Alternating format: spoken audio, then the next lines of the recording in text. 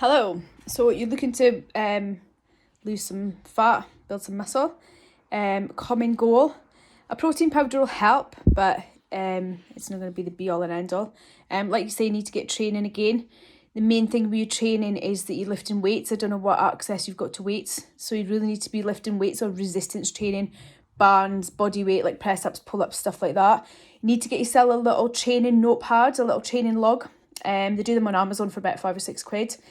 And you need to, whatever training plan you're following, I don't know if you're following a plan, you need to note down what you're doing each week. And then each week it needs to become progressively harder. So it's called progressive overload.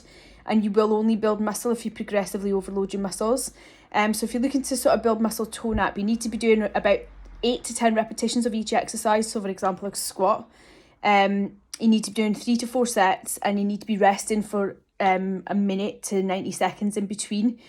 And then each week you need to make that progressively harder, not loads harder, just a tiny bit. So say if you started off on 3 sets of 8 reps in your first week, so you would keep the weight the same the next week, and then you would go to 9 reps, 3 sets. So you would only change one variable. So try and increase your reps initially. And then once you get to the point where you can't increase any reps, you would maybe just try and slightly increase the weight. Or another way to make it more difficult is slightly decrease your rest period. You don't need to change all the variables each week, just one. So making it a little bit harder every week, and you need to really be lifting or working out to failure. So you need to be getting to the end of your reps. So your 10th rep, you can't do anymore. Getting to the end of the 3rd set and you can't do anymore. That's the only way that your muscles will grow, and you'll know because you'll get DOMS, you'll get delayed onset muscle soreness, your muscles will get sore. So you need to make things progressively harder, and it can get a bit boring, but you need to pretty much be doing the same thing each week. So the same training program, because otherwise the muscles are just not going to get that continual stimulation to grow. So that's your muscle growth thing. I wouldn't go too mad on the cardio. I wouldn't do loads of like running or anything like that. I'd do like high intensity finishers, like so 4 or 5 minutes, like get your heart rate really high, but that will still preserve the muscle you're trying to grow. And I would concentrate on trying to do 10,000 steps a day. So walking and staying physically active is really good for fat burning. So do that, 10,000 steps a day, resistance training program, HIIT training. In terms of your diet, you just basically need to be tracking calories and protein. Looking at you, I don't think you need to lose weight. I don't think you need to gain weight. So you probably want to Google how to work out maintenance calories. So it'll ask you your age, your weight, your height, your activity levels, and it'll just tell you how many calories you should be having in the day.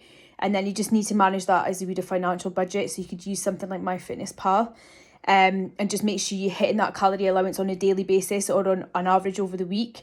And you need to be hitting a protein target as well. I don't know how much meat you're eating or how many animal products you're eating, but really if you're on the slightly more vegetarian vegan side, you need to be looking to hit about 2 grams of protein per kilogram of your own body weight each day. So just weigh yourself on the scales. For example, I'm 55 kilograms, so I have like 110 grams of protein a day. I try to have that. You can get your protein from foods. You asked about a protein powder. A lot of people, like you say, the protein powder doesn't sit well with their stomach. A lot of people struggle, particularly with whey protein, because of lactose in it. I know you were asking about a vegan protein powder. It's just personal preference and it's trial and error. And sometimes you find when you first start taking it, your stomach might react badly, but you might be able to then over time tolerate it. If you can't tolerate a vegan protein powder or any protein powder, I wouldn't worry. I would just concentrate on getting it from food and just try and get it from as wide a variety of foods as possible. So vegetarian and vegan, you would be looking at beans, lentils, pulses, nuts and seeds, soya products, things like soya yogurt, soya milks. They've all got plenty of protein in them. Even like your fake meats, I don't know how much you like eating stuff like that. That can upset the tummy a wee bit. So go for those.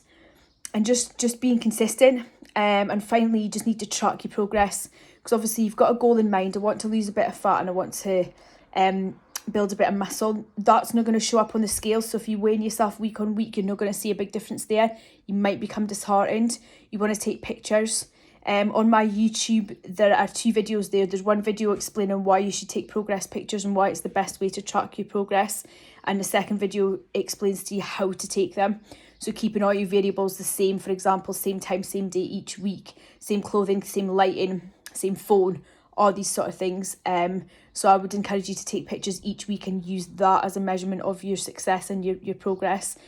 and I wouldn't expect things to change overnight if you've not got a lot of weight to lose and you've not got a lot of muscle to gain. It's going to be small changes, so I would only sort of review what you're doing after maybe 4 or 6 weeks. I wouldn't after the first week think, oh, it's not working because I'm not ripped after a week. I would really, really be consistent with all the things that I've mentioned.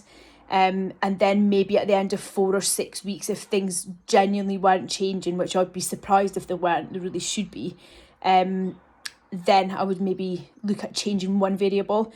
Don't just change everything at once because you don't know what it is that's worked. And just the last thing is just to say, make sure you're resting and recovering properly, possibly look at taking some supplements, but that's a whole different conversation.